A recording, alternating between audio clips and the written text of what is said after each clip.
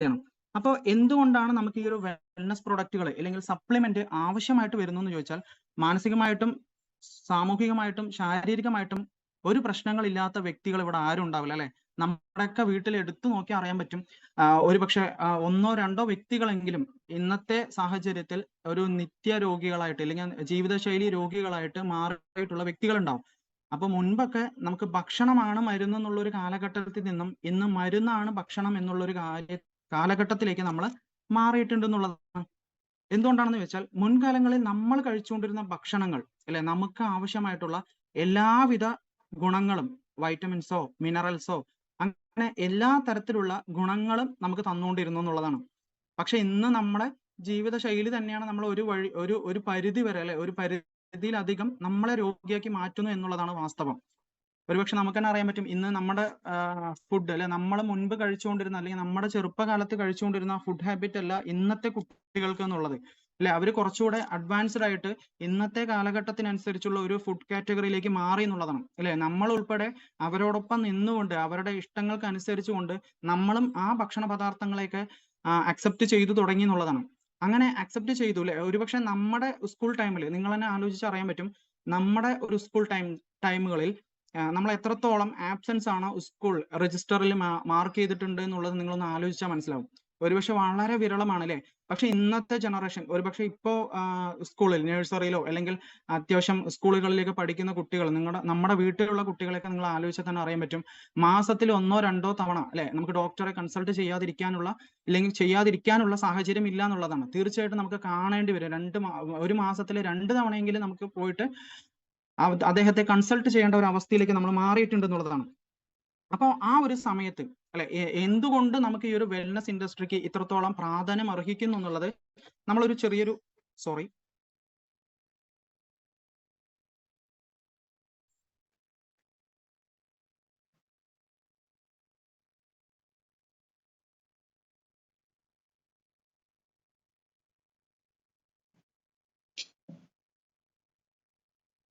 Okay അപ്പൊ എത്രത്തോളം പ്രാധാന്യം അർഹിക്കുന്നുണ്ട് എന്നുള്ളതാണ്. ഓക്കെ, അപ്പൊ ഹെൽത്ത് സപ്ലിമെന്റ് പ്രൊഡക്റ്റുകൾ നമുക്ക് ആവശ്യമാണെന്ന് ചോദിച്ചാൽ തീർച്ചയായിട്ടും ആവശ്യമാണ്, അല്ലെ.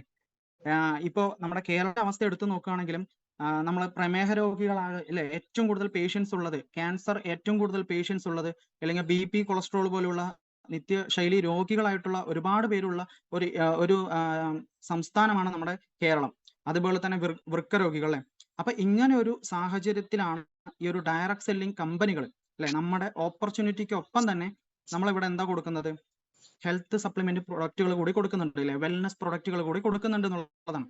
അപ്പോൾ ഈ ഒരു നെറ്റ്വർക്ക് മാർക്കറ്റിംഗ് അല്ലെങ്കിൽ ഫിജിക്കാർഡിലേക്ക് കടന്നു വരുന്ന നമ്മൾക്ക് എല്ലാവർക്കും തന്നെ തന്റെയും തന്റെ കുടുംബത്തിന്റെയും ആരോഗ്യം സംരക്ഷിച്ചുകൊണ്ട് സാമ്പത്തികമായിട്ടുള്ള നേട്ടങ്ങൾ കൈവരിക്കുകയും ഇവിടെ സാധിക്കുമെന്നുള്ളതാണ്. ഇപ്പൊ നമുക്ക് തന്നെ അറിയാൻ പറ്റും, കുറച്ചുകൂടെ ആളുകളൊക്കെ ബോധേഡാണ്. മുൻപുള്ള കാലഘട്ടത്തിൽ പോലെയല്ല, ഇന്ന് കുറച്ചുകൂടെ ബോധേഡാണ്. പ്രത്യേകിച്ച് നമ്മുടെ ഈ ഒരു കൊറോണ പാൻഡമിക് സിറ്റുവേഷന് ശേഷം എല്ലാവരും അത്യാവശ്യം നല്ല രീതിക്ക് ഹെൽത്തിനെ ശ്രദ്ധിക്കാൻ തുടങ്ങിയിട്ടുണ്ട് എന്നുള്ളതാണ്. അതിന്റെ അടിസ്ഥാനമായിട്ട് ഇന്ന് നമുക്ക് തന്നെ അറിയാൻ പറ്റും, നിരവധി യോഗ സെന്ററുകൾ കാണാൻ പറ്റും, അല്ലെ. അതേപോലെ സുംബ ഡാൻസ്, അതേപോലെ തന്നെ വെൽനസ് സെന്ററുകൾ, അതേപോലെ തന്നെ ജിം ക്ലബ്ബുകളൊക്കെ അത്യാവശ്യം നല്ല രീതിയിൽ വർദ്ധിച്ചു വരുന്നത് നമുക്ക് കാണാൻ സാധിക്കുന്നു എന്നുള്ളതാണ്. അങ്ങനെ കാണാൻ സാധിക്കുന്ന സമയത്ത് ഈ ഒരു സമയത്താണ് നമ്മുടെ പ്രൊഡക്റ്റുകൾ ഈ ഒരു മാർക്കറ്റിൽ നമുക്ക് വളരെ നല്ല രീതിയിൽ സെയിൽസ് എടുത്ത് കൊണ്ടുവരാൻ പറ്റുന്നുള്ളതാണ്. അതായത് നെറ്റ്വർക്ക് മാർക്കറ്റിംഗ് ഇൻഡസ്ട്രിയിൽ അല്ലെങ്കിൽ ഫിജികാർട്ടിൽ നമുക്ക് ഇൻകം കിട്ടുന്നത് എങ്ങനെയാണെന്ന് ചോദിച്ചാൽ, തീർച്ചയായിട്ടും അത് ആളുകളെ പ്രോസ്പെക്ട് ചെയ്യുന്നത് കൊണ്ടോ അല്ലെങ്കിൽ വളരെ വലിയൊരു ആളുകളിലേക്ക് റെഫർ ചെയ്തത് കൊണ്ടോ, ആളുകൾ ബിസിനസ്സിലേക്ക് ജസ്റ്റ് എൻട്രി അടിക്കുന്നത് കൊണ്ടോ, ടീമിനെ ഡ്യൂപ്ലിക്കേഷൻ ചെയ്യുന്നത് കൊണ്ടോ ഒന്നുമല്ല, അല്ലെ. തീർച്ചയായിട്ടും കമ്പനിയുടെ പ്രൊഡക്റ്റുകൾ സെയിൽ നടക്കുന്ന സമയത്താണ്. അപ്പം പ്രൊഡക്റ്റും സർവീസും ഉണ്ടായിരിക്കണം എന്നുള്ളതാണ് ഇവിടുത്തെ ഒരു കമ്പനിയുടെ റൂൾ, അല്ലെ. അപ്പോൾ നമുക്കിവിടെ എന്താണ്, നമ്മുടെ പ്രൊഡക്റ്റുകൾ നമ്മുടെ സാഹചര്യം പറഞ്ഞുകൊണ്ട് നമുക്ക് ഈ ഒരു ഇൻഡസ്ട്രിയിലേക്ക് കൊണ്ടുവരാനായിട്ട് സാധിക്കണം എന്നുള്ളതാണ്. വളരെ ഡിമാൻഡ് ക്രിയേറ്റ് ചെയ്ത് ആളുകളെ ഈ ഒരു പ്രോസ്പെക്ടിങ് ചെയ്തിട്ട് ഈ ഒരു ബിസിനസ്സിലേക്ക് കൊണ്ടുവരാൻ നമുക്ക് സാധിക്കണം എന്നുള്ളതാണ്. ഇവിടെ നമുക്ക് കാണാൻ പറ്റും അല്ലെ, ഈ ഒരു സ്ലൈഡിൽ കാണാൻ പറ്റും എന്താണ് ഇൽനസ് ഇൻഡസ്ട്രി എന്നുള്ളതും എന്താണ് വെൽനസ് ഇൻഡസ്ട്രി എന്നുള്ളതും. ഒരുപക്ഷെ അസുഖം വന്നതിന് ശേഷം ചികിത്സിച്ചിട്ട് അല്ലെ നമ്മുടെ സാമ്പത്തികം മുഴുവൻ അല്ലെങ്കിൽ സാമ്പത്തിക ഭദ്രത മുഴുവൻ തകർന്നു പോകുന്ന ഒരു സാഹചര്യം എന്ന് പറയുന്നത് തീർച്ചയായിട്ടും ഈ ഒരു അസുഖങ്ങൾ വന്നതിന് ശേഷം അല്ലെ, ഒരു നിത്യരോഗി ഒരു വീട്ടിലുണ്ടെന്ന് പറഞ്ഞാൽ എത്രത്തോളം എക്സ്പെൻസ് ആണെന്നുള്ളത് നമ്മളിൽ പലർക്കും അറിയാൻ പറ്റും. കാരണം ഇന്നത്തെ സാഹചര്യത്തിൽ ഒരു വീട്ടിൽ ഒന്നോ രണ്ടോ രണ്ടിലധികമോ വ്യക്തികൾക്ക് തീർച്ചയായിട്ടും ഈ ഒരു നിത്യ ശൈലി രോഗികളായിട്ട് അല്ലെങ്കിൽ നിത്യരോഗികളായിട്ട് മാറിയിട്ടുണ്ട് എന്നുള്ളതാണ്. അതേപോലെ തന്നെ ഈ ഒരു ഇൻഡസ്ട്രിയിൽ ചെലവാക്കുന്ന അല്ലെങ്കിൽ നമ്മൾ ഈ ഒരു ഇൽനസ് ഇൻഡസ്ട്രി അല്ലെങ്കിൽ ഹോസ്പിറ്റലൈസേഷൻ വരുന്ന സമയത്ത് ചെലവാക്കുന്ന അത്രയും തന്നെ തുക നമുക്ക് ഒരിക്കലും എന്താണ് വെൽനസ് ഇൻഡസ്ട്രിയിലൂടെ നമുക്ക് ആവശ്യമില്ല എന്നുള്ളതാണ്. വെൽനസ് ഇൻഡസ്ട്രിയിലേക്ക് കടക്കാനായിട്ട് ആവശ്യമില്ല എന്നുള്ളതാണ്. അപ്പൊ തീർച്ചയായിട്ടും അതിന്റെ എത്രയോ ശതമാനം മാത്രം നമുക്ക് വളരെയധികം വരുമാനം നേടിക്കൊണ്ട് ഈ ഒരു ഇൻഡസ്ട്രിയുടെ ഭാഗമാക്കാൻ സാധിക്കുന്നു എന്നുള്ളത് ഫിജിക്കാരുടെ മാത്രം പ്രത്യേകതയാണ്. ഓക്കെ, അപ്പൊ നിങ്ങൾ ചെയ്യേണ്ട ഒരു കാര്യം എന്ന് പറയുന്നത് നമ്മുടെ മുമ്പിലുള്ള ഒരു പ്രോസ്പെക്റ്റിനെ അല്ലെങ്കിൽ നമ്മുടെ മുമ്പിലുള്ള ഒരു പ്രോസ്പെക്റ്റിനോട് ഒരിക്കലും പ്രൊഡക്റ്റ് വാങ്ങാനല്ല പറയേണ്ടത്. ഓക്കെ, ഒരിക്കലും നമ്മൾ ബിസിനസ്സിലേക്ക് വരാനല്ല പറയേണ്ടത്, അല്ലെങ്കിൽ ബിസിനസ്സിലേക്ക് അവരെ ക്ഷണിക്കുകയല്ല, പ്രൊഡക്റ്റ് അവരെ കൊണ്ട് വാങ്ങിപ്പിക്കലല്ല നമ്മുടെ ജോലി. ബിസിനസിന്റെ സാധ്യതകൾക്കൊപ്പം തന്നെ അടിസ്ഥാനപരമായിട്ടുള്ള നോളേജ് അവരിലേക്ക് എത്തിക്കുക എന്നുള്ളതാണ്. ഓക്കെ, ആ ഒരു കാര്യത്തിന് വളരെയധികം ഇമ്പോർട്ടന്റ് കൊടുക്കുക എന്നുള്ളതാണ്. അതായത് നോളേജ് ആദ്യം നമ്മൾ അവരിലേക്ക് കൊടുക്കേണ്ടത് നോളേജ് തന്നെയാണ്. അതായത് ബിസിനസിന്റെ വാല്യൂ തിരിച്ചറിയാൻ പാകത്തിന് നമുക്ക് അവിടെ ഡിമാൻഡ് ക്രിയേറ്റ് ചെയ്യാൻ സാധിക്കണം എന്നുള്ളതാണ്.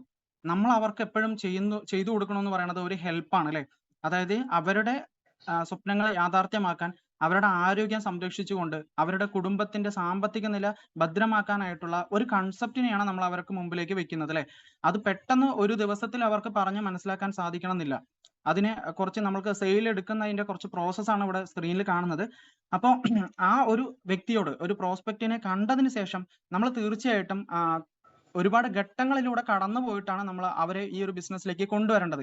കാരണം നമ്മുടെ മേലുള്ള ഒരു വിശ്വാസത്തിന്റെ പുറത്തോ അല്ലെങ്കിൽ നമ്മളെല്ലാ കാര്യങ്ങളും ചെയ്തു തരുന്നുള്ള ഒരു വിചാരം കൊണ്ട് മാത്രം ഒരാൾ ബിസിനസ്സിലേക്ക് വരുന്നു എന്ന് പറഞ്ഞാൽ അവിടെ അധികം അവരെ ഒരു നിലനിൽപ്പ് ഉണ്ടാവില്ല അല്ലെ.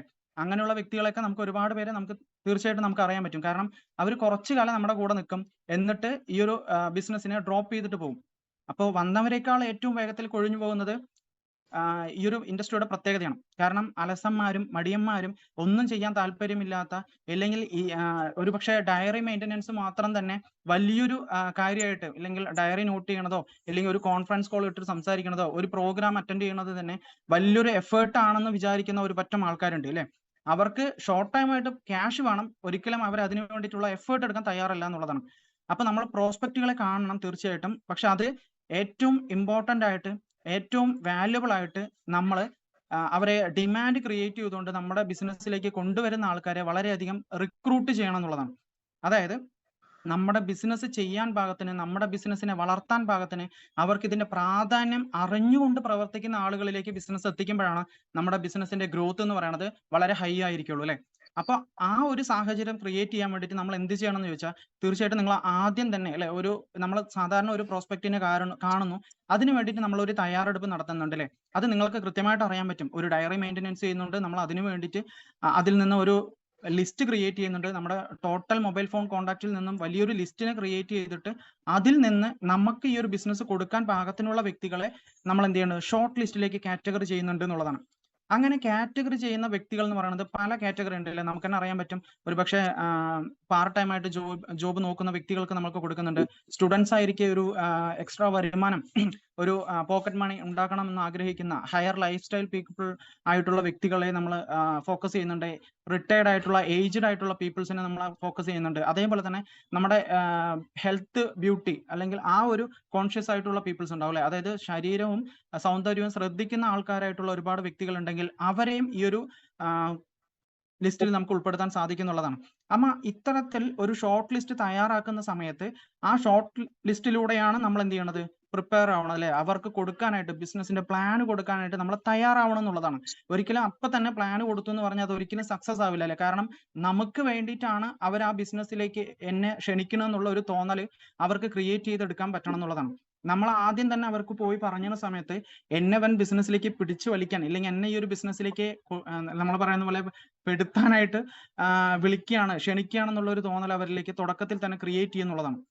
ഒരിക്കലും നമ്മൾ ആദ്യം തന്നെ ഈ ഒരു പ്ലാനിന്റെ കാര്യം അല്ലെങ്കിൽ ഈ ഒരു ബിസിനസിന്റെ കാര്യം ആദ്യം തന്നെ നമ്മൾ അവരോട് ഒരിക്കലും ഷെയർ ചെയ്യരുത് എന്നുള്ളതാണ്. നമ്മൾ ആദ്യം അവർക്ക് കൊടുക്കേണ്ടത് നോളേജ് ആണെന്ന് പറഞ്ഞു അല്ലേ. അതിൽ ആദ്യത്തെ നോളേജ് എന്ന് പറയുന്നത് ഫിനാൻഷ്യൽ എഡ്യൂക്കേഷൻ കൊടുക്കണം എന്നുള്ളതാണ്. അതായത് സാമ്പത്തികമായിട്ട് അവർ ബുദ്ധിമുട്ട് അനുഭവിക്കുന്നുണ്ടോ എന്നുള്ളത് നമ്മൾ അവരിലൂടെ കമ്മ്യൂണിക്കേഷനിലൂടെ അല്ലെങ്കിൽ നമ്മൾ അവരിലേക്ക് പ്രോസ്പെക്റ്റിംഗ് ചെയ്തതിന് ശേഷം നമ്മൾ അവരോട് കൺവേ ചെയ്യണം, അവരോട് നന്നായിട്ട് സംസാരിക്കണം. അതുപോലെ തന്നെ എന്താണ് വെൽത്ത് എന്നുള്ള ഒരു കാര്യം നമ്മൾ അവരെ പറഞ്ഞ് ബോധ്യപ്പെടുത്തണം. ഇപ്പോ നമ്മുടെ ഏറ്റവും ബെസ്റ്റ് ഒരു എക്സാമ്പിൾ പറയുകയാണെങ്കിൽ നമ്മുടെ മുമ്പിൽ പ്രൊഫഷണൽ ആയിട്ടുള്ള ഒരു എഞ്ചിനീയർ അല്ലെങ്കിൽ പ്രൊഫഷണൽ ആയിട്ടുള്ള ഒരു ടീച്ചർ, പ്രൊഫഷണൽ ആയിട്ടുള്ള ഒരു ഡോക്ടർ ഇരിക്കട്ടെ, അവർ ഒരിക്കലും വെൽത്തി ആണെന്ന് നമുക്ക് പറയാൻ പറ്റില്ല. എന്തുകൊണ്ടാണെന്ന് പറഞ്ഞാൽ അവർ അവരുടെ സമയം സ്പെൻഡ് ചെയ്യുമ്പോൾ മാത്രമാണ് അവർക്ക് അവിടെ ഇൻകം ജനറേറ്റ് ചെയ്യുന്നത് അല്ലെ. അതായത് അവർക്ക് അവരുടെ മണിക്കൂറുകൾ, ഒരു ഡോക്ടർ ആണെങ്കിൽ അവരുടെ മണിക്കൂറുകൾ ക്ലിനിക്കിൽ സ്പെൻഡ് ചെയ്യുമ്പോൾ മാത്രമാണ് അവർക്ക് അവിടെ നിന്ന് വരുമാനം കിട്ടുന്നത്. ഒരു എഞ്ചിനീയർ അവരുടെ സൈറ്റ് അല്ലെങ്കിൽ അവരുടെ ബിൽഡിംഗ് അതിന്റെ പണികൾ പൂർത്തിയാക്കുമ്പോൾ മാത്രമാണ് അവരുടെ ഇൻകം ജനറേറ്റ് ആവുന്നത് അല്ലെ. ഒരു അധ്യാപിക അവരുടെ ടീച്ചിങ് പ്രൊഫഷൻ ചെയ്തുകൊണ്ടിരിക്കുമ്പോൾ അവരുടെ അറ്റൻഡൻസ് മുഖാന്തരമാണ് അവർക്ക് വരുമാനം കിട്ടുന്നത്. തീർച്ചയായിട്ടും അവർ വെൽത്തി ആണെന്ന് ചോദിച്ചാൽ ഒരിക്കലും അല്ല. അവരുടെ ടൈം സ്പെൻഡ് ചെയ്തുകൊണ്ട് അവർ വരുമാനത്തിലേക്ക് എത്തണം എന്നുള്ളതാണ്. ഓക്കെ. അതേസമയം നമുക്ക് എത്ര രൂപ ഈ ഒരു ബിസിനസ്സിലൂടെ ഇല്ലെങ്കിൽ എത്ര രൂപ സേവിങ്സ് ഇതുവരെ ഉണ്ടാക്കാൻ പറ്റിയിട്ടുണ്ട് എന്നുള്ളത് അവരോട് നമുക്ക് ചോദിക്കാൻ പറ്റും, പ്രോസ്പെക്റ്റിനോട്.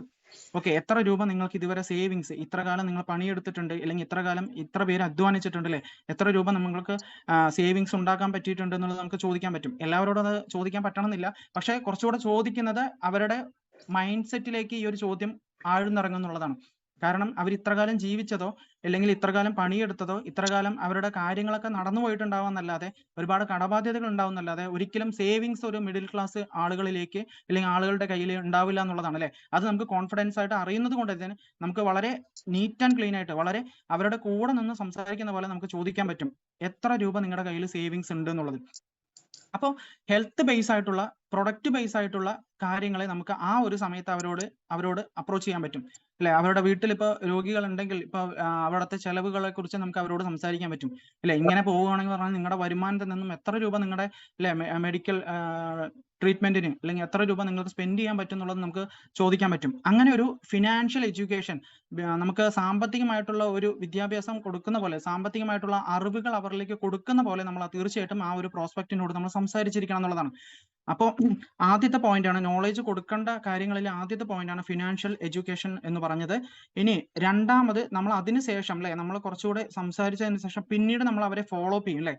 അപ്പോൾ ഡെയിലി നമുക്ക് അവര് ബിസിനസ് റിലേറ്റ് ചെയ്തിട്ടുള്ള നോളേജ് നമ്മൾ അവരിലേക്ക് എത്തിക്കാൻ ശ്രദ്ധിക്കണം എന്നുള്ളതാണ്. അതിൽ മെയിൻ കാര്യം എന്ന് പറയുന്നത് ബിസിനസ് റിലേറ്റ് ചെയ്തിട്ടുള്ള കാര്യം എന്ന് പറയുന്നത് നമ്മുടെ ബിസിനസ് റിലേറ്റ് ചെയ്തിട്ടുള്ളതോ അല്ലെങ്കിൽ ബിസിനസ് ചെയ്യുന്നവരുമായിട്ട് റിലേറ്റ് ചെയ്തിട്ടുള്ള കാര്യങ്ങൾ നമ്മൾ അവരിലേക്ക് എത്തിക്കാൻ പറ്റണം എന്നുള്ളതാണ്.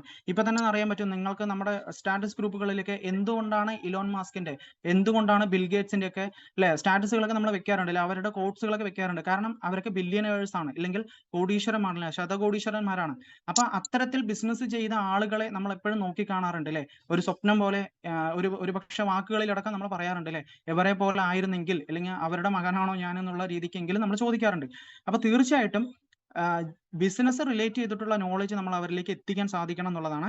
അത് ജോലി ചെയ്തു അല്ലെ എന്ന് നമ്മൾ സക്സസ് ആവും. ജോലി ചെയ്തുകൊണ്ട് സക്സസ് ആയ ആളുകൾ നമുക്ക് വിരളമാണ്. പക്ഷെ ബിസിനസ് ചെയ്തവർ വളരെ സക്സസ് ആയിട്ടുള്ള ആൾക്കാരാണ് അല്ലെ. അപ്പൊ ബിസിനസ് ചെയ്തുകൊണ്ടുള്ള ബെനിഫിറ്റ് എന്തൊക്കെയാണെന്നുള്ളത് നമുക്ക് പറയാൻ പറ്റും. അത് നമ്മുടെ ബിസിനസ് തന്നെ ആവണമെന്നില്ല, നമ്മൾക്ക് ബിസിനസ് ചെയ്യുന്നത് കൊണ്ടുള്ള ബെനിഫിറ്റ് അവരുടെ തന്നെ കൺമുമ്പിൽ വിജയിച്ചിട്ടുള്ള ഒരുപാട് അവരുടെ നാട്ടിൽ തന്നെ ഉള്ള ഒരുപാട് വ്യക്തികളെ നമുക്ക് അറിയാൻ പറ്റും അല്ലെങ്കിൽ അവർക്ക് തന്നെ അറിയാൻ പറ്റും. അപ്പോൾ ഈ ഒരു കാര്യം പറയുന്ന സമയത്ത് അവരുടെ മനസ്സിലുണ്ടാവുന്നത് തീർച്ചയായിട്ടും അത്തരത്തിലുള്ള ബിസിനസ്സുമായിട്ട് റിലേറ്റ് ചെയ്തിട്ടുള്ള ഒരു നോളേജ് ആയിരിക്കും അല്ലെ. അതുപോലെ തന്നെ അസുഖങ്ങൾ വരാൻ എന്താണ് കാരണം എന്നുള്ളത് നമുക്ക് ഡെയിലി അവരുടെ കമ്മ്യൂണിക്കേഷനിൽ നമുക്ക് പറഞ്ഞു കൊടുക്കാൻ പറ്റണം. അസുഖങ്ങൾ എന്തുകൊണ്ടാണ് വരണത്, അതിന് സൊല്യൂഷൻ എന്താണെന്നുള്ളത് പറഞ്ഞു കൊടുക്കാൻ പറ്റും.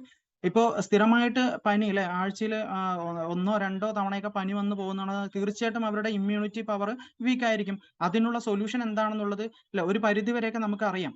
അപ്പൊ അത്തരത്തിൽ നമുക്ക് അസുഖങ്ങൾ വരാൻ എന്താണ് കാരണം, അതിന് സൊല്യൂഷൻ എന്താണെന്നുള്ളതൊക്കെ നമുക്ക് പറഞ്ഞു കൊടുക്കാൻ പറ്റുന്ന തരത്തിൽ അവരിലേക്ക് നോളേജ് എത്തിക്കാൻ പറ്റും. ഒരുപക്ഷെ ഒരു പോസ്റ്റർ മതിയാവും അവർക്ക് ഇത്തരത്തിലുള്ള കാര്യങ്ങൾ ഇരുന്ന് ചിന്തിക്കുക എന്നുള്ളതാണ്. അതുപോലെ തന്നെ മൂന്നാമത്തെ ഒരു കാര്യം എന്ന് പറയുന്നത് നമ്മൾ കൊടുക്കുന്ന കാര്യങ്ങളുടെ ഫീഡ്ബാക്ക് തീർച്ചയായിട്ടും നമ്മൾ ചോദിച്ചറിഞ്ഞിരിക്കണം എന്നുള്ളതാണ്. അതായത് നമ്മൾ ഇത്രത്തോളം കാര്യങ്ങൾ അവരിലേക്ക് എത്തിച്ചിട്ടുണ്ട്, ആ മനസ്സിലാക്കിയ കാര്യങ്ങൾ അവർക്ക് കംപ്ലീറ്റ് ആയിട്ട് മനസ്സിലായിട്ടുണ്ടോ എന്നുള്ളത് അറിയണം അല്ലെ. അവർ മനസ്സിലാക്കി വെച്ചിട്ടുള്ള കംപ്ലീറ്റ് ആയിട്ടുള്ള കാര്യങ്ങൾ നമ്മൾ അറിഞ്ഞിരിക്കണം എന്നുള്ളതാണ്. അതുപോലെ തന്നെ അവരുടെ ആവശ്യകത തിരിച്ചറിഞ്ഞിട്ടുള്ള ഒരു ഫീഡ്ബാക്ക് ആണ് നമുക്ക് അറിയേണ്ടത്. ഓക്കെ, അവർക്ക് തീർച്ചയായിട്ടും ഫിനാൻഷ്യൽ ആവശ്യമാണ്, അവർക്ക് തീർച്ചയായിട്ടും ആരോഗ്യം ആവശ്യമാണ്, അവർക്ക് തീർച്ചയായിട്ടും ഒരു ഐഡന്റിറ്റി ആവശ്യമാണ് അല്ലെ.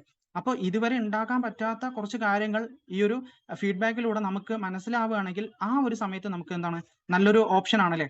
അതേപോലെ തന്നെ നമുക്ക് ആ ഒരു സമയത്ത് തന്നെ അവർക്ക് ഒരു ചെറിയ ടാസ്ക് എന്നുള്ള രീതിക്ക് കൊടുക്കാൻ പറ്റും. അത് എല്ലാവരിലേക്കും അപ്ലൈ ചെയ്യാൻ പറ്റണമെന്നില്ല. കാരണം ജീവിതത്തിൽ നിങ്ങൾക്ക് എത്ര ക്യാഷ് വേണം ഒന്ന് സെറ്റിൽഡ് ആവാൻ എന്നൊരു പേപ്പറിൽ എഴുതി തരാൻ പറഞ്ഞാൽ കുറച്ച് പേരെങ്കിലും എഴുതി തരില്ല. കാരണം അവർക്ക് ഏകദേശം ഒരു എസ്റ്റിമേറ്റ് കണക്കുണ്ടാവും. അവരുടെ കടബാധ്യതയും അവരുടെ ഒരു സ്വപ്നം നേടാനുള്ള അങ്ങനെയുള്ള ഒരു ക്യാഷ് എമൗണ്ട് എന്ന് പറയുന്നത് അവരുടെ ഐഡിയിൽ ഒരു എമൗണ്ട് ഉണ്ടാവും. അത് പക്ഷെ നിങ്ങൾക്ക് എഴുതി തരുന്നുള്ളതാണ്. എല്ലാവരും അത് വില്ലിങ് ആവണമെന്നില്ല. പക്ഷെ അങ്ങനെ വില്ലിങ് ആവുന്നവര് ഇതൊക്കെ വളരെ പോസിറ്റീവ് ആയിട്ടുള്ള കാര്യങ്ങളാണ്. കാരണം നമ്മൾ കൊടുക്കുന്നതിനുള്ള റെസ്പോൺസ് ആണ് അവരെ ഈ ബിസിനസ്സിലേക്ക് ചേർത്ത് പിടിക്കുന്നത്. ഓക്കെ, ഓരോ സ്റ്റെപ്പ് നമ്മൾ ചോദിക്കുന്ന അല്ലെങ്കിൽ നമ്മുടെ ഓരോ ചോദ്യവും നമ്മുടെ ഓരോ ഇടപെടലും അല്ലെങ്കിൽ നമ്മുടെ ഓരോ തയ്യാറെടുപ്പും അവര് അതിനുള്ള റെസ്പോൺസ് എത്രത്തോളം ആണോ അതിന് നമ്മളിലേക്ക് അടുക്കുന്നു എന്നുള്ളതാണ്. സംശയങ്ങൾ ഒരുപാട് ചോദിക്കുന്ന ഒരുപാട് വ്യക്തികൾ ഉണ്ടാവില്ലേ. തീർച്ചയായിട്ടും നമ്മൾക്ക് ചിലപ്പോൾ ഒരു തലവേദനയായിട്ട് തോന്നുമെങ്കിലും ആ സംശയങ്ങൾ ക്ലിയർ ചെയ്ത് കൊടുത്തു എന്ന് പറഞ്ഞാൽ അവർ ഈ ബിസിനസ് ചെയ്യാനുള്ള താല്പര്യം ഉള്ളത് കൊണ്ടാണ് അവർ അത്തരത്തിലുള്ള സംശയങ്ങൾ നമ്മളോട് ചോദിക്കുന്നത്. പിന്നെ ചില ആൾക്കാരുണ്ട് അല്ലെ, ഈ ഫോൺ എടുക്കുന്നില്ല എന്നുള്ള ഒരു കംപ്ലൈന്റ് പറയുന്ന കുറച്ച് പേരുണ്ട്. അതായത് നമ്മൾ കണ്ടു സംസാരിച്ചു കുറച്ച് കാര്യങ്ങൾ പറയുന്ന സമയത്ത് അവർ ഇത് എന്തിനാണ് എന്നോട് സംസാരിക്കണം എന്നുള്ളത്, ഇല്ലെങ്കിൽ അവർ ഒരുപക്ഷെ ഈ ബിസിനസിനെ കുറിച്ച് പറയാനാണ് നമ്മളോട് സംസാരിക്കണം എന്നുള്ള തോന്നൽ വന്നാൽ പിന്നെ നമ്മൾ സ്ഥിരമായിട്ട് പലതരത്തിലുള്ള അവരുടെ അസൗകര്യം നോക്കിയിട്ടുള്ള ഫോളോ അപ്പ് ആണ് നമ്മൾ ചെയ്യണതെങ്കിൽ അവർ ഒരിക്കലും നമ്മുടെ എന്താണ് വിളിച്ചാൽ ഫോൺ എടുക്കില്ല, മെസ്സേജിന് റീപ്ലൈ ഉണ്ടാവില്ല അല്ലെ, ബ്ലൂടിക്ക് വരും, കോൾ അടിക്കും, കട്ടാവും, പിന്നെ റെസ്പോണ്ട് ഉണ്ടാവില്ല, അങ്ങനത്തെ കാറ്റഗറിയിലേക്ക് നമ്മൾ മാറുന്നുള്ളതാണ്. പക്ഷെ നമുക്ക് എന്താണ് അവരുടെ സമയത്തിന് നമ്മൾ വാല്യൂ കൊടുക്കുന്ന തരത്തിൽ അവരോട് ഒരു അപ്പോയിന്റ്മെന്റ് വാങ്ങിയിട്ട് അവരോട് ഒരു കംഫർട്ട് സോൺ ക്രിയേറ്റ് ചെയ്തിട്ട് വേണം എന്താണ് നമ്മൾ അടുത്ത സ്റ്റെപ്പിൽ മൂവ് ചെയ്യുക എന്നുള്ളതാണ്. അത് നിങ്ങൾ ഒരു വാട്സപ്പിലൂടെയോ ഒരു മെസ്സേജിലൂടെയോ ഒരു കോൾ ചെയ്യാനായിട്ടുള്ള ഒരു കാര്യമാണ്. ഫ്രീ ആകുന്ന സമയത്തൊന്ന് വിളിക്കാനോ ഫ്രീ ആവുന്ന സമയത്തൊന്ന് മെസ്സേജ് ചെയ്യാനോ നമ്മളൊന്ന് ഒരു റിക്വസ്റ്റ് ചെയ്യണതിൽ ഒരിക്കലും തെറ്റില്ല എന്നുള്ളതാണ്. അതൊക്കെ ഒരു അപ്പോയിന്റ്മെന്റ് എടുക്കുന്നതിന്റെയും അല്ലെങ്കിൽ ഒരു ഇൻവിറ്റേഷൻ കൊടുക്കുന്നതിന് മുമ്പായി അല്ലെങ്കിൽ ഒരു പ്രസന്റേഷൻ കൊടുക്കുന്നതിന് മുമ്പായിട്ടുള്ള നമ്മുടെ ചില ട്രിക്കുകളാണ് അല്ലെ. അങ്ങനെ ഫ്യൂച്ചറിലേക്ക് അല്ലെങ്കിൽ നിങ്ങളുടെ ഫ്യൂച്ചർ അതിനുശേഷം നമ്മൾ അവരെ നിങ്ങളുടെ ഫ്യൂച്ചർ അല്ലെങ്കിൽ നിങ്ങളുടെ ഭാവി നിർണ്ണയിക്കുന്നതിന് വേണ്ടിയിട്ടുള്ള ഒരു ഫിനാൻഷ്യൽ സെറ്റിൽമെന്റിനുള്ള ഒരു വലിയൊരു ഇൻകം ജനറേറ്റ് ചെയ്യാൻ പറ്റുന്ന ഒരു സോഴ്സ് അല്ലെ, ആ എല്ലാത്തിനുമുള്ള ഒരു പരിഹാരമായിട്ടാണ് ഈ ഒരു കൺസെപ്റ്റ് നമ്മൾ അവരുടെ മുന്നിലേക്ക് കൺവേ ചെയ്യാൻ സാധിക്കേണ്ടത്, പറഞ്ഞ് മനസ്സിലാക്കാൻ സാധിക്കേണ്ടത് എന്നുള്ളതാണ്. അപ്പൊ പ്രസന്റേഷൻ കൊടുക്കേണ്ട സമയം എന്ന് പറയുന്നത് ഇത്രയും ഇടവേളയ്ക്ക് ശേഷമാണെന്നുള്ളതാണ്. നമ്മളൊരു ലിസ്റ്റ് തയ്യാറാക്കി ഇൻവിറ്റേഷൻ കൊടുത്തു, അപ്പോയിന്റ്മെന്റ് എടുത്തു, അതിനിടയിൽ നിങ്ങൾ ഇത്രയും കാര്യങ്ങൾ ആ ഒരു പ്രോസ്പെക്റ്റിനോട് പറയുന്ന സമയത്താണ് അവർക്ക് ഭാവിയെ കുറിച്ചുള്ള ചിന്തയും ഇപ്പോഴത്തെ അവസ്ഥയെ കുറിച്ചുള്ള വേവലാതി ഉണ്ടാവുള്ളൂ അല്ലെ. ആ ഒരു മൈൻഡ് സെറ്റിലാണ് ഈ ഒരു ബിസിനസിന്റെ സാധ്യത നമ്മുടെ പ്ലാൻ അല്ലെങ്കിൽ നമ്മുടെ പ്രസന്റേഷൻ അവിടെ കൊടുക്കേണ്ടെന്നുള്ളതാണ്. അങ്ങനെ തീർച്ചയായിട്ടും ആ ഒരു പ്രസന്റേഷൻ കൊടുത്തതിന് ശേഷം അല്ലെ വളരെ നല്ല രീതിയിൽ നമുക്ക് എന്താണ് അവര് നമ്മുടെ ഒരു എനർജി എന്ന് പറയുന്നത് അവരെപ്പോഴും ശ്രദ്ധിക്കുന്നതാണ്. നമ്മുടെ ആറ്റിറ്റ്യൂഡ് എന്ന് പറയുന്നത് തീർച്ചയായിട്ടും അവര് ശ്രദ്ധിക്കുന്ന ഒരു വ്യൂ പോയിന്റ് ആണ് അല്ലെ. അപ്പൊ നിങ്ങളുടെ ആറ്റിറ്റ്യൂഡും നിങ്ങളുടെ മൈൻഡ് സെറ്റും നിങ്ങളുടെ എനർജി എന്ന് പറയുന്നത് വളരെ ഹൈ ആയിരിക്കണം എന്നുള്ളതാണ്. എപ്പോഴും അത് നോക്കിക്കൊണ്ട് മാത്രം ഒരുപാട് പേര് നമ്മുടെ ഒപ്പം അസോസിയേറ്റ് ചെയ്യുന്നുള്ളതാണ് അല്ലെ. അവരുടെ ഒരു ക്വാളിറ്റി അല്ലെ, അവരുടെ ഒരു ക്യാരക്ടർ നോക്കിക്കൊണ്ട് അവരുടെ മേലുള്ള ഒരു ട്രസ്റ്റ് നോക്കിക്കൊണ്ട് നമ്മുടെ കൂടെ ബിസിനസ്സിലേക്ക് അസോസിയേറ്റ് ചെയ്യാനുള്ള സാധ്യത വളരെ കൂടുതലാണെന്നുള്ളതാണ്. അപ്പോൾ ഒരു പ്രസന്റേഷൻ കൊടുത്തതിന് ശേഷം അല്ലെ നമ്മൾ അതിനുശേഷം നമ്മുടെ ആക്റ്റീവ് അപ്ലൈൻ ആയിട്ടുള്ള ഒരു ലീഡർ ഉണ്ടെങ്കിൽ തീർച്ചയായിട്ടും നിങ്ങൾക്ക് അവരുടെ മുന്നിൽ വെച്ചിട്ട് ഇപ്പൊ എൻ്റെ ഒരു പ്രോസ്പെക്ട് ഇന്ന വ്യക്തിയാണ്, ബിസിനസ്സിലേക്ക് അവർ എൻട്രി എടുത്തു, അവർ ബിസിനസ് സ്റ്റാർട്ട് ചെയ്തിട്ടുണ്ട് എന്നുള്ളത് പറയണത് അവർക്ക് കുറച്ചുകൂടെ കോൺഫിഡൻസ് കൊടുക്കുന്നുള്ളതാണ്. അതുപോലെ തന്നെ ഫുൾ സപ്പോർട്ട് നമ്മുടെ കൂടെ ഉണ്ട് എന്നുള്ളത് അവർക്കൊരു ട്രസ്റ്റ് ബിൽഡ് ചെയ്യാനായിട്ട് നമുക്ക് സാധിക്കുന്നുള്ളതാണ്. അപ്പൊ ഒരിക്കൽ കൂടി പറയണു, നമ്മുടെ എനർജി എത്രത്തോളമാണോ, നമ്മുടെ കോൺഫിഡൻസ് ലെവൽ എത്രത്തോളമാണോ അത് ഈ ഒരു ബിസിനസ്സിലേക്ക് കൊണ്ടുവരാനുള്ള സാധ്യത വളരെ വിരളമാണെന്നുള്ളതാണ്. ഒരുപക്ഷെ അവര് നമ്മളോട് എന്തെങ്കിലും ആർഗ്യുമെന്റ്സ് ചോദിക്കുന്ന സമയത്ത് അത് ഞാൻ പിന്നെ പറഞ്ഞു തരാം, അവരുടെ ചോദ്യങ്ങൾക്കുള്ള ഉത്തരങ്ങൾ വളരെ കൃത്യമായിട്ട് കൊടുക്കാൻ നമുക്ക് സാധിക്കുന്നില്ല എങ്കിൽ അവർക്ക് ഈ നമ്മുടെ മേലുള്ള വിശ്വാസത്തിന് ഒരു മങ്ങലേൽക്കും അല്ലെ.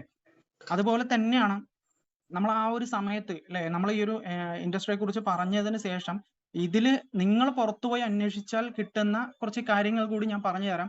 കാരണം ഒരുപാട് പേർക്ക് അങ്ങനെ ഒരു മിസ്റ്റേക്ക് പറ്റിയിട്ടുള്ള തരത്തില് അല്ലെ? നമുക്കൊരു ട്രസ്റ്റ് ക്രിയേറ്റ് ചെയ്യാൻ വേണ്ടിയിട്ട് നമുക്ക് പല ആളുകളും പല തരത്തിലാണ് സംസാരിക്കുക. ഒരുപക്ഷെ നിങ്ങൾ പുറത്തിറങ്ങിയിട്ട് ഈ ഒരു മേഖലയെക്കുറിച്ചോ ഇല്ലെങ്കിൽ ഈ ഒരു ബിസിനസ് ഇൻഡസ്ട്രിയെ കുറിച്ചോ നിങ്ങൾ പുറത്ത് അന്വേഷിക്കുകയാണെങ്കിൽ ഈ ബിസിനസിനെ കുറിച്ച് അറിവില്ലാത്ത ആളുകൾ പല തരത്തിലുള്ള കമന്റ്സ് ആണ് പറഞ്ഞു നടക്കുന്നത്, അല്ലെ?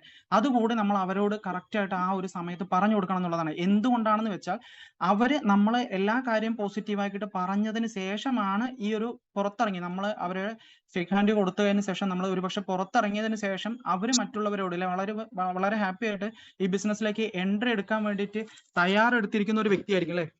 അങ്ങനെ തയ്യാറെടുത്തിട്ടുള്ള ഒരു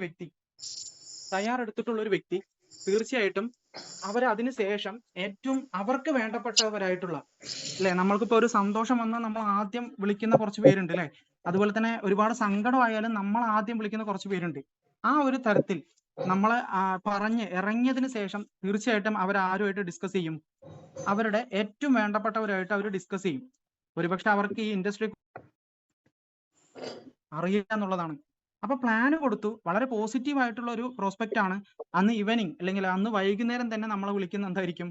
ഡീറ്റെയിൽസ് ഒന്നും തന്നിട്ടുണ്ടായിരുന്നില്ല എന്ന് പറഞ്ഞിട്ട് നമ്മൾ ഐഡിയ അടിക്കാൻ വേണ്ടിയിട്ടായിരിക്കും ചിലപ്പോൾ ചോദിക്കുന്നത്. അല്ലെങ്കിൽ എന്തായി നമ്മുടെ ക്യാഷ് റെഡി ആയോ എന്നുള്ള പറഞ്ഞ് ചോദിക്കുന്ന സമയത്താണ് ഒന്നും വിചാരിക്കേണ്ട, അല്ലെ? ഞാൻ ഒന്നുകൂടെ ആലോചിച്ചിട്ട് പറയാം, ഇത് ഫ്രോഡ് പരിപാടിയാണെന്നുള്ള രീതിക്ക് ഞാൻ കുറച്ച് കമന്റ്സ് ഒക്കെ കേട്ടു. ഞാൻ ഒന്നും കൂടി ഇതിനെ കുറിച്ചൊന്ന് മനസ്സിലാക്കട്ടെ. ഈ ഒരു ഒന്നും കൂടി ഒന്ന് രണ്ട് പേര് എൻ്റെ അടുത്ത്